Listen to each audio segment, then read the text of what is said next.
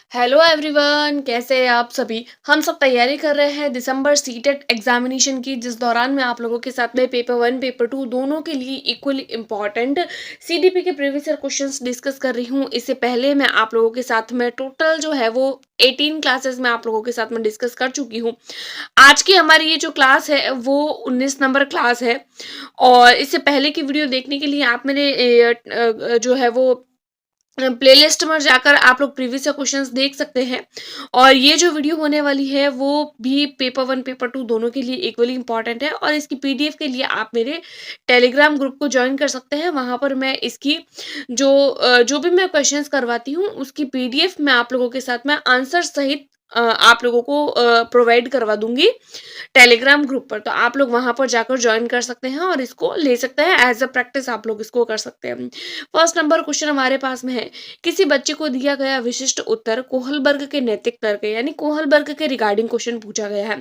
सौपाने के विषय वस्तु के किस सोपान के अंतर्गत आएगा। यानी कि एक लाइन नीचे दी गई है और पूछा है कि कोहलबर्ग के अनुसार ये जो लाइन है वो कौन से स्तर की होनी चाहिए।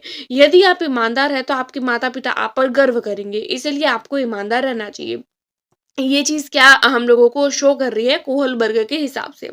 सामाजिक संकुचन अनुकूलन, भाई कोहलबर्ग सबकी बात इन सब चारों ही चीजों की बात करते हैं, लेकिन ये लाइन किसके रिलेटेड है।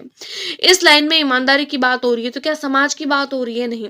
क्या कहीं कानून की बात हो रही है? नहीं। क्या कहीं दंड की बात हो रही है कि बच्चा अगर ईमानदार नहीं होगा तो उसका पेरेंट्स उसको दंड देंगे? नहीं।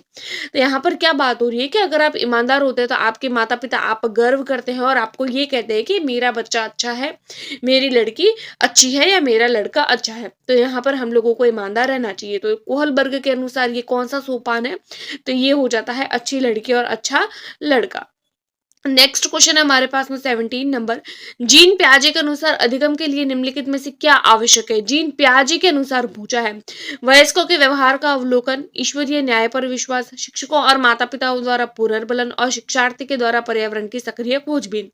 भाई जीन प्याजे हो चाहे कोई भी वैज्ञानिक हो या कोई भी मनोवैज्ञानिक हो, वो हमेशा एक ही बात पर फोकस करते हैं, वो होते हैं पर्यावरण की सक्रिय खोजबीन। जहां पर भी सक्रिय वर्ड आ जाए ना कि सक्रियता के साथ में खोजबीन हो रही है, तो वो वर्ड अपने आप में सही हो जाएगा। तो यहाँ पर जीन प्याजे के अनुसार हो जाएगा सक्रियता के साथ में खोजबीन। अगला क्वेश्चन है 18 नंबर क्वेश्चन, जीन प्याजे के अनुसार स्कीमा निर्माण वर्तमान योजनाओं के अनुरूप बनाने हेतु नवीन जानकारी में संशोधन और नवीन जानकारी के आधार पर पुरानी योजनाओं में संशोधन के परिणाम के रूप में घटित होती है। इन दोनों प्रक्रियाओं को जाना जाता है। क्या बोल रहे हैं कि स्कीमा यानी कि कोई भी जो चीज है उसको न्यू ऐड करना, उसके बाद में दूसरी चीज क्या बोल रही है उसमें संशोधन करना है, यानी कि न्यू ऐड करना है और संशोधन करना है। तो ये क्या होता है? समावेशन अनुकूलन, साम्यकरण संशोधन, समावेशन समायोजन और समायोजन और अनुकूलन। भाई कोई भी चीज जो हमारे माइंड में कोई नई ऐड हो रही है, न्यू चीज आ रही है, ऐड होती है, तो उसको समावेशन, और नई चीज में एडजस्टमेंट होता है तो उसको समायोजन बोलते हैं। समायोजन वैसे ही एडजस्टमेंट होता है। तो इसको इस क्वेश्चन का आंसर हो जाएगा 3, समावेशन और समायोजन। अगला क्वेश्चन है हमारे पास में 19 नंबर, किसी प्रगतिशील कक्षा की व्यवस्था में शिक्षक एक ऐसे वातावरण को उपलब्ध करवाकर अधिगम को सुगम बनाता है। यानी प्रगतिशील कक्षा में एक शिक्षक के लिए क्लासरूम कैसा होना चाहिए? नियामक होना चाहिए, समावेशन को हतोत्साहित करने वाला होना चाहिए, आवृत्ति को बढ़ावा देता हो या खोज को प्रोत्साहित करता हो। भाई बात किसकी हो रही है? प्रगतिशील क्लासरूम में। तो प्रगतिशील क्लासरूम में क्या होता है? खोज को प्रोत्साहन मिलता है। तो यहाँ पर हो जाएगा 4 विल बी राइट आंसर। अगला क्वेश्चन है 20th number question, Harvard gardener का बहुबुद्धि सिद्धांत क्या दर्शाता है। हार्वर्ड गार्डनर के हिसाब से पूछा है कि बुद्धि केवल बुद्धि लब्धि होती है। भाई हार्वर्ड गार्डनर का बहुबुद्धि सिद्धांत है तो केवल वर्ड तो नहीं आएगा, पहला नहीं होगा। शिक्षक को चाहिए कि विषय वस्तु को वैकल्पिक विधियों से पढ़ाने के लिए बहुबुद्धियों को एक रूपरेखा की तरह ग्रहण करे। बात तो ठीक लग रही है। अगला ऑप्शन है, क्षमता भाग्य है और एक अवधि के भीतर नहीं बदलती। बिल्कुल नहीं, अगर प्रैक्टिस की जाए तो हम उसको बदल सकते हैं अपनी किसी भी स्किल को। हर बच्चे को प्रत्येक 8 भिन्न तरीकों से पढ़ाया जाना चाहिए ताकि सभी बुद्धियाँ विकसित हो सके। भई हर बच्चे को 8 विषय जो है वो अलग-अलग तरीके से पढ़ाना है। क्या ऐसा पॉसिबल है कि हर बच्चे को हर चीज़ पढ़ाई जाए? नहीं। तो यहाँ पर हमारा राइट आंसर हो जाएगा कि एक शिक्षक को क्या करना चाहिए, कोई भी विषय वस्तु है उसको एज़ अ वैकल्पिक यानी अलग-अलग विधियों से पढ़ाने के लिए अलग-अलग विधियों को पढ़ाने के लिए यूज़ करना चाहिए, ताकि बहुबुद्धि को एक रूपरेखा यानी कि एक जो है वो पैटर्न मिल सके, ताकि बच्चे के अंदर अलग-अलग तरीके की बुद्धियों को विकसित किया जा सके। तो यहाँ पर 20th नंबर क्वेश्चन का हो जाएगा B will be right answer. अगला नंबर है 23 नंबर क्वेश्चन। कोई 5 साल की लड़की एक टी शर्ट को इस कहते हुए अपनी बात से कहती है, लड़के द्वारा प्रदर्शित व्यवहार के संदर्भ में निम्नलिखित में से कौन सा कथन सही है? भाई एक लड़की है, क्या क्वेश्चन में बोला है कि एक 5 साल की लड़की है वो टी शर्ट को पहनती है और अपने आप किस तरीके से बात करती है कि टी शर्ट को पहन कर वो बच्ची अपने आप से बात करती है। तो अब ये चीज क्या दर्शा रही है? क्वेश्चन समझ में आया? यहाँ पर प्रिंटिंग मिस्टेक हो रही है, तह नहीं आएगा। क्वेश्चन समझ लीजिए कि कोई 5 साल की लड़की है वो अपने टी शर्ट को पहनती है और फिर अपने आप से बात करती है। तो ये क्या है कि बच्ची अपने आप से बात कर रही है जीन पियाजे के अनुसार और वाइगोस्की के अनुसार। दो चीजें पूछी है। तो हम लोगों को पता है कि जीन पियाजे के अनुसार तो ये लड़की जो है वो अहम केंद्रित है। ले वाइगोस्की इसकी व्याख्या बच्चे के साथ में निजी भाषा से अपनी क्रियाओं को नियमित करने के प्रयासों के रूप में करता है। अगला ऑप्शन है जीन पियाजे, इसकी व्याख्या सामाजिक अन्योन्य क्रिया। भाई जीन पियाजे कभी भी सामाजिक अन्योन्य क्रिया की बात नहीं करते हैं, न ही ले वाइगोस्की इसके खोजबीन की बात करते हैं। तो सेकंड तो नहीं होगा। जीन पियाजे और ले वाइगोस्की दोनों ही इसकी व्याख्या बच्चे के द्वारा अपनी माँ के अनुकरण। भाई अनुकरण की तो बात ही नहीं हो रही कि बच्चे ने अपनी माँ का अनुकरण किया है। जीन पियाजे और ले वाइगोस्की इसकी व्याख्या बच्चे के विचारों को अहम केंद्रिता। भाई अहम केंद्रता की बात कौन करते हैं? जीन पियाजे। ले वाइगोस्की कभी इसकी बात नहीं करते हैं। तो यहाँ पर तीनों गलत है। पहला सही हो जाएगा कि जीन पियाजे तो अहम केंद्रता की बात करते हैं और ले वाइगोस्की निजी वॉक यानी जो प्राइवेट स्पीच होती है उसकी बात करते हैं। तो यहाँ पर हो जाएगा first will be right answer. Next question है, लिंग क्या है? एक शारीरिक संरचना है, सहज गुण है, सामाजिक संरचना है या जैविक सत्ता है? भाई लिंग क्या होती है? जो सेक्स होता है मेल फीमेल, तो वो हमारा क्या होता है? एक जो शारीरिक संरचना होती है यानी फिजिकल स्ट्रक्चर होता है हमारा। तो यहाँ पर 22 का हो जाएगा A will be right answer. Next question है हमारे पास में 23 नंबर क्वेश्चन। ले वाइगोस्की के सामाजिक सांस्कृतिक सिद्धांत में दृढ़ विश्वास रखने वाले शिक्षक के नाते आप अपने बच्चों के आकलन के लिए निम्नलिखित में से किसको बढ़ावा देंगे? क्या पूछा है हमारे पास में? ले वाइगोस्की के अनुसार क्या पूछा है? मानकीकृत परीक्षण। भाई ले वाइगोस्की कभी भी इस पर फोकस नहीं करते हैं। तथ्यों पर आधारित प्रत्यास्मरण पर ले वाइगोस्की कभी भी फोकस नहीं करते हैं। वस्तुपरक बहुविकल्प प्रश्न के ये भी लाइव वाइगोस्की कभी भी फोकस नहीं करते हैं। ले वाइगोस्की फोकस करते हैं समाज और संस्कृति यानी कि सहयोग पर, यानी कि बच्चा समाज में और संस्कृति में रहेगा और सहयोग करते हुए बच्चा सीखेगा। तो इस क्वेश्चन का आंसर हो जाएगा 4 विल बी राइट आंसर।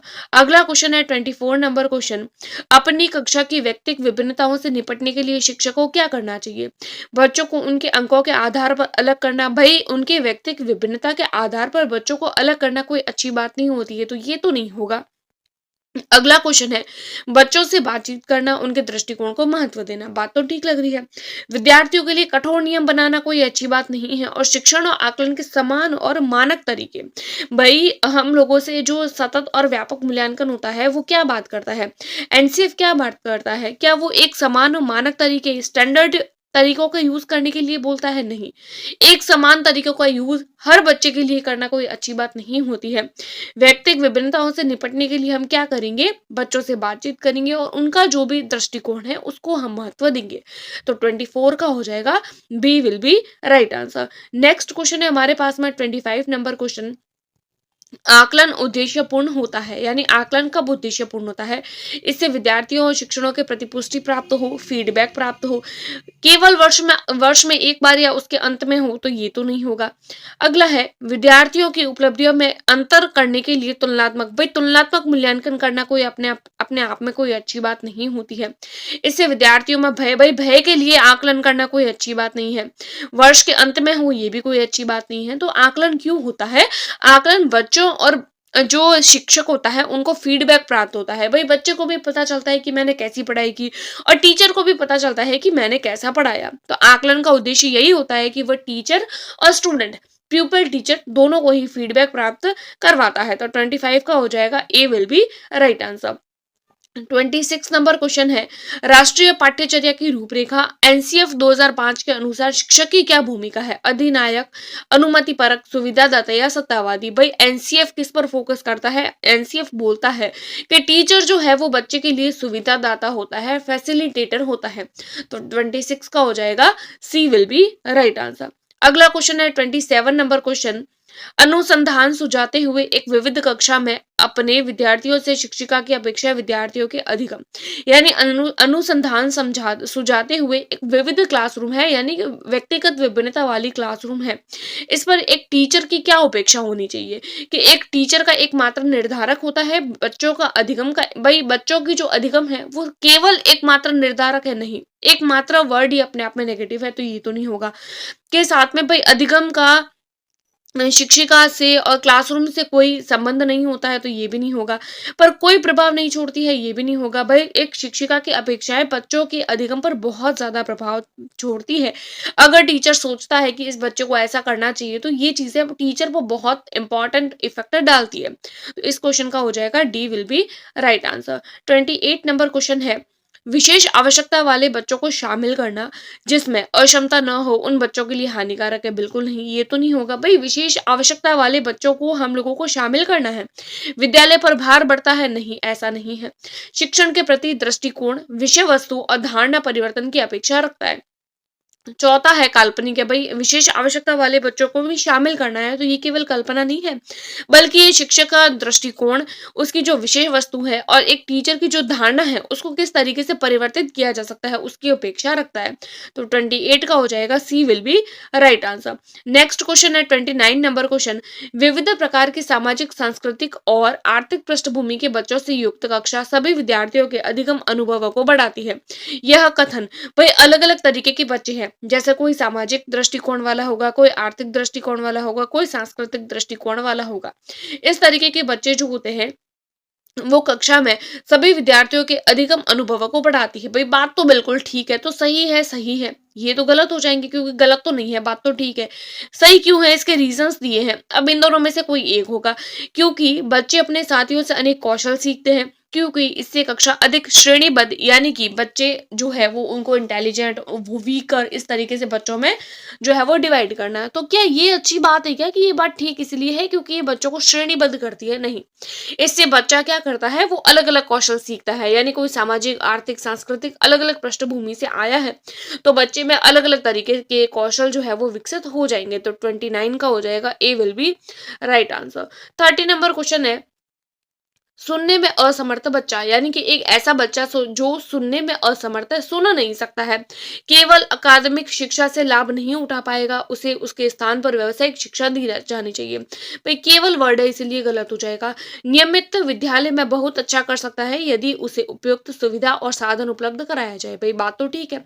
अगला ऑप्शन है हमारे पास में, नियमित विद्यालय में अपने सहपाठियों के समान कभी प्रदर्शित नहीं कर सकता। भाई बात बिल्कुल गलत है। भाई नियमित विद्यालय में पढ़ने वाले बच्चों के समान भी वो बच्चा हो सकता है, इवन वो बच्चा इंटेलिजेंट भी हो सकता है अगर उसको अच्छे तरीके से सुविधा और साधन उपलब्ध कराया जाए। चौथा है, श्रवण अक्षमता वाले बच्चों के विद्यालय में भेजना चाहिए, नियमित विद्यालय में नहीं। बिल्कुल नहीं, ऐसा नहीं है कि हम लोग अगर डिसेबल्ड बच्चा है तो उसको अलग तरीके के अलग विद्यालय में भेजेंगे, बल्कि ऐसा नहीं करेंगे। हम उसको नियमित विद्यालय में भी वो बहुत अच्छा कर सकता है अगर हम उसको अच्छे तरीके से सुविधा और साधन उपलब्ध करवाए। तो यहाँ पर 30 नंबर क्वेश्चन का हो जाएगा B will be right answer. तो इस तरीके से आज की वीडियो में हम लोगों ने फिर से जो है वो क्वेश्चंस डिस्कस किए। टोटल 15 क्वेश्चंस हम लोगों ने डिस्कस किए हैं। आई होप आप लोगों को वीडियो पसंद आई होगी। Do like, subscribe and share. Thanks for watching.